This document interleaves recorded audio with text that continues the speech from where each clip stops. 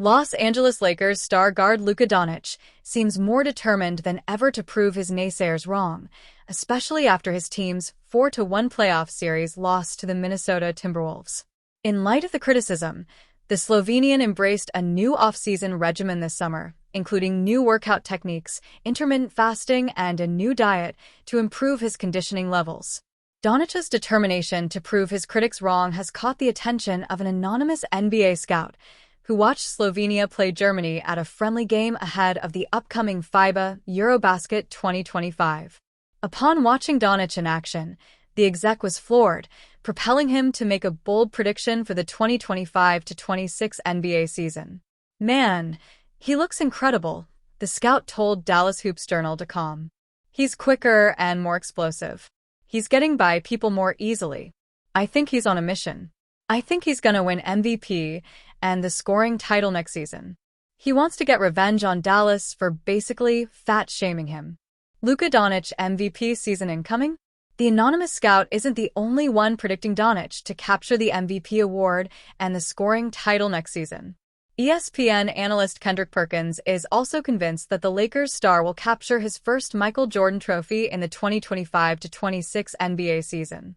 Luka and the Los Angeles Lakers. They broke through the internet today because they're one, Perkins told the Road Trippin' podcast. "They're one now. You see them? We ain't looking at the chubby, fat Luka, the beer-sipping Luka, or medium Luka. We looking at skinny Luka.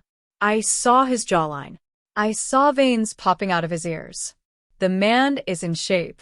And it's going to be a problem this year for the rest of the league." Doncic, new face of the Lakers. This offseason, Doncic solidified himself as the new face of the Lakers by inking a 3-year, $165 million extension. Furthermore, he played a critical role in recruiting DeAndre Ayton and Marcus Smart, the Lakers' high-profile free agency additions. Many analysts believe Doncic has shown that he's determined to the Lakers franchise for the foreseeable future. "I'm really grateful to the Lakers organization, my teammates, and the fans for welcoming me and my family with so much support and kindness since day one," the Slovenian star said after signing his extension. "This is an amazing organization, and I truly believe in what we're building together. I'm going to keep working as hard as I can to bring another championship to Los Angeles and to make Laker Nation proud. This is just the beginning. I'm excited for what's ahead and to keep building something special with this team." According to Slovenian media outlets, Doncic lost 31 pounds in the 2025 offseason. Before his Eurobasket warm-up game on August 8, Doncic spoke candidly of his new physique. "I still feel a bit jet-lagged, but I think it will pass soon," Doncic said, leading to the exhibition game. "I probably won't play the whole game, but I think there will be enough minutes. Depends on how my body feels. I haven't played 5-on-5 in a long time. It's a completely different rhythm, but I feel good."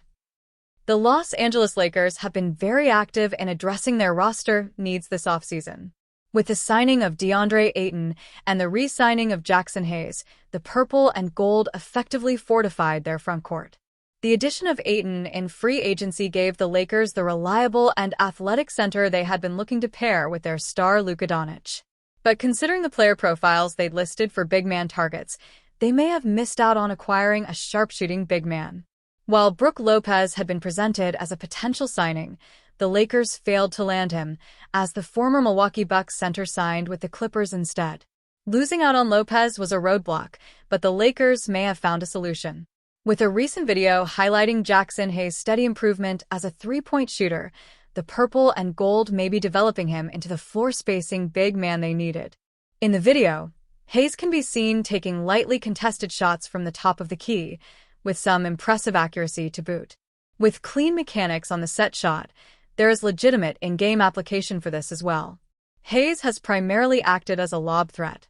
Whether it is off the pick and roll or in the dunker's spot, the big man has always leveraged his athleticism and jumping ability to finish at the rim with authority.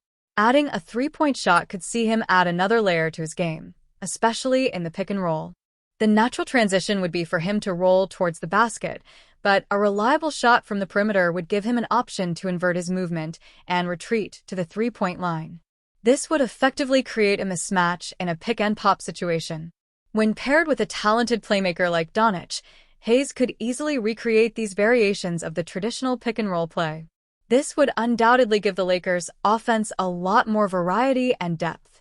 At 7 feet 0 inches, there are very few players who would be capable of contesting any shots attempted by Hayes.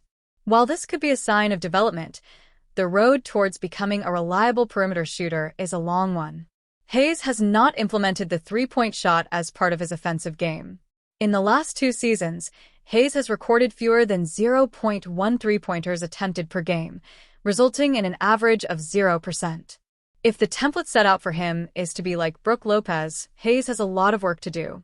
But the outlook is still positive, especially considering Lopez's career trajectory. Early in his career, Lopez was more of a traditional big man. While boasting solid defensive and shot-blocking abilities, he had established himself as a threat in the low post. It was only in his 9th season in the league that Lopez began attempting more three-pointers. With 5.2 three-pointers attempted per game during the 2016-17 season, he recorded a respectable average of 34.6% from beyond the arc. This was a transitional stage for Lopez's career, and it eventually paid off for him, earning him the reputation of a reliable floor-spacing big man. At 25 years old, Hayes could see a dramatic improvement in performance if he could develop confidence from three-point range.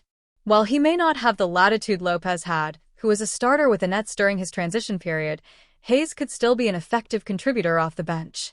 For virtually the entire offseason, Miami Heat wing Andrew Wiggins has been associated in hypothetical trade after hypothetical trade with the Los Angeles Lakers.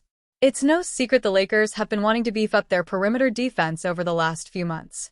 Marcus Smart was acquired to do just that, though the team still lacks a true/proven wing defender that can guard the 6 to 6'8" alpha scorers.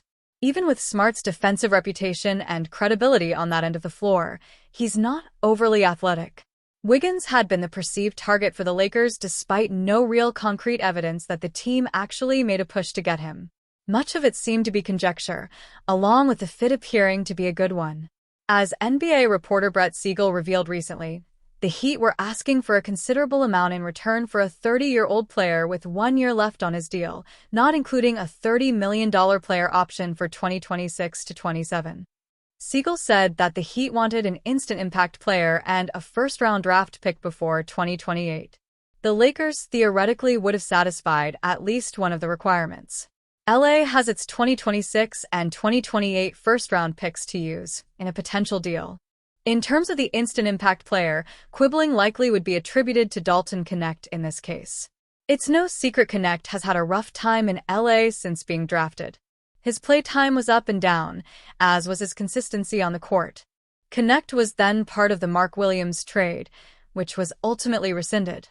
He then had to rejoin the team and mentally bounce back in what was likely a very difficult situation for a young player to handle.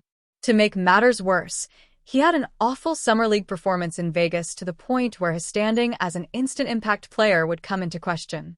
There wouldn't be a universe in which Austin Reeves is included in a deal with Wiggins being the primary player sent back.